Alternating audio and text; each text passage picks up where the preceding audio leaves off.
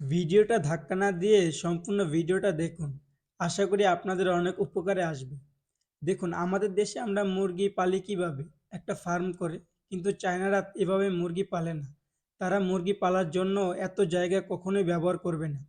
তারা সরু জায়গার মধ্যে চিকন তারকাটার বেড়া দিয়ে ওইটার মধ্যে তারা মুরগি পালে।